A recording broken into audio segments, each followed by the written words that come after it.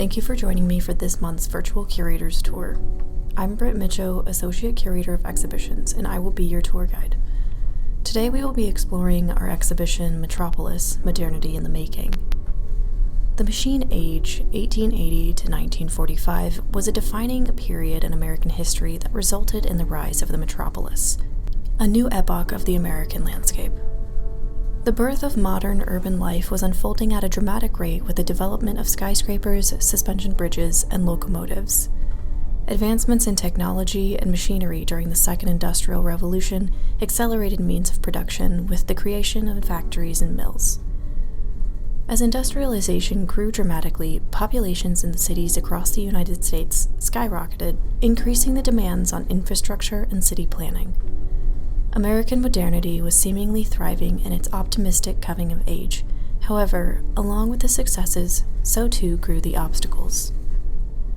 This exhibition explores one of the most influential cultural symbols of the early 20th century, capturing the excitement of Art Deco and the shining monumentality of the metropolis alongside the negative effects of air pollution, unregulated labor conditions, and the Great Depression. As a center of economic production, the American metropolis drew large numbers of diverse peoples, welcoming newly immigrated families that promoted the growth of multiculturalism. The rise of the metropolis were the rapid advancement of industrial technology and the necessity for urban development due to an influx in population.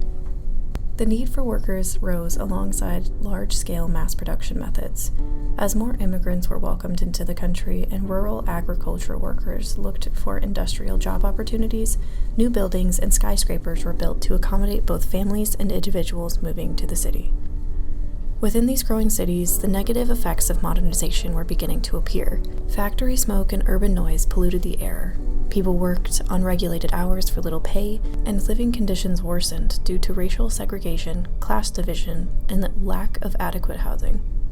Eugene Fitch depicts one aspect of the effects of industrialization and urbanization on life in the 1920s and 30s. Unemployed Union Square depicts men in a cold, barren park, with worry etched on their faces. During the height of the Great Depression in 1933, 15 million Americans were unemployed, 2 million of whom also experienced homelessness.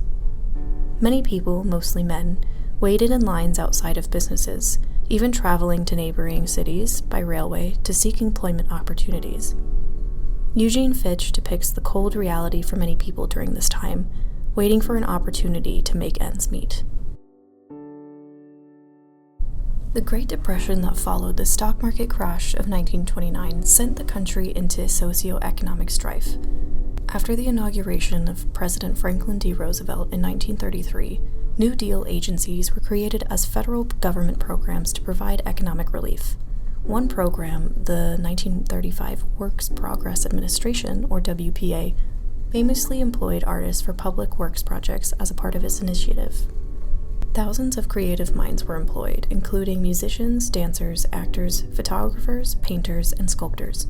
During the 8 years of the project's existence, around 400,000 paintings, murals, prints, and posters were created by WPA-employed artists. The subject matter of WPA works capture the, quote, American scene, interpreting and depicting the lives of ordinary Americans in cities, suburbs, and rural areas.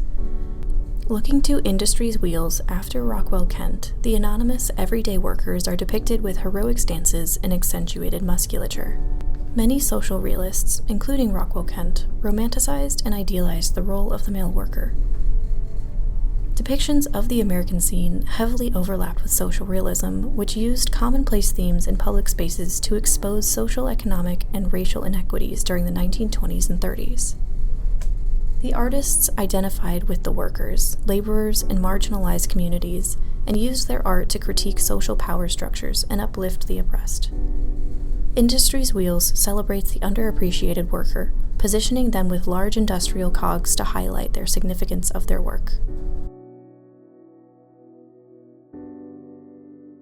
The visual language of the early 20th century is famously characterized by its sleek, geometric, repetitive, and streamlined aesthetic. This modern artistic trend, now identified as Art Deco, rose in opposition to the organic and ornamental themes of the past, such as Art Nouveau. Not only was this style realized in paintings and sculptures, but it was also applied to architecture, fashion, and interior design. The success of Art Deco in the 1920s was attributed to its celebration of modern technology, effectively embodying the spirit of the era. The bold contrast, shining materials, and elegant design gave the style a sense of futuristic luxury. Between 1910 and 1945, many of these characteristics are seen in artistic subgenres across the country, including Precisionism, American Modernism, and Social Realism. Ukrainian-born American printmaker Louis Lozowick exemplifies the modernity of the Precisionist style by utilizing aesthetic dimensions, extreme angles, and bold contrast. The crane's hard-edged linear composition highlights Lozowick's understanding of modern artistic tendencies of the time. Within the geometric lines of the structure, a few workers move throughout the worksite. The inclusion of human subjects was a rarity in the Precisionist style. These workers' presence subtly celebrates the individuals that constructed today's cities. Heavily influenced by Cubism, Purism, and Futurism, Precisionism was characterized by its geometric approach to subject matter that eliminated detail and focused on sharp features, dynamic compositions, and extreme angles. Charles Rosen's Sawmill perfectly encapsulates the Precisionist approach, highlighting the architecture of modern industrialization like skyscrapers, factories, and bridges, in an impossible angular style.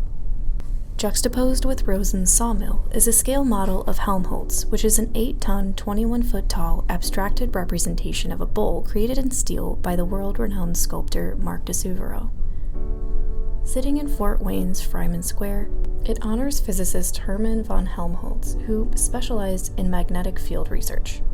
This scale model of Helmholtz demonstrates in full de Souvero's geometric approach to abstract expressionism in the 1980s. Its angular nature, steel beams, and dynamic composition are heavily reminiscent of the geometric beams in Charles Rosen's Sawmill painting hanging on the wall. Featured in this exhibition is a clip from Fritz Lang's 1927 masterpiece Metropolis, which is a dystopian film based in the futuristic year of 2000. Its themes explore the feared consequences of capitalism on workers' rights within the urban future of society. In the film, Metropolis is a shining, bustling city whose population is brutally divided into two classes, the workers and the thinkers. The workers live and work in harsh conditions underneath the city, while the thinkers stay in their skyscrapers. Both groups and the city cannot live without the other and require the mediator, Fred Fredersen, to unite them. Not only are the themes of the film relevant to the socio-political climate of the 1920s and 30s, but so too is Lang's inspiration for Metropolis, as it came from his first visit to New York City in 1924. The center of Western capitalism, the never-ending skyscrapers, bright lights, and Art Deco architecture inspired one of the most visually stunning cityscapes in film history. Thank you for joining me for this month's virtual Curators Tour. If you would like to experience the sights of the city capturing the excitement of Art Deco and how artists face socio-economic strife, please visit Metropolis Modernity in the Making before it closes on February 10th.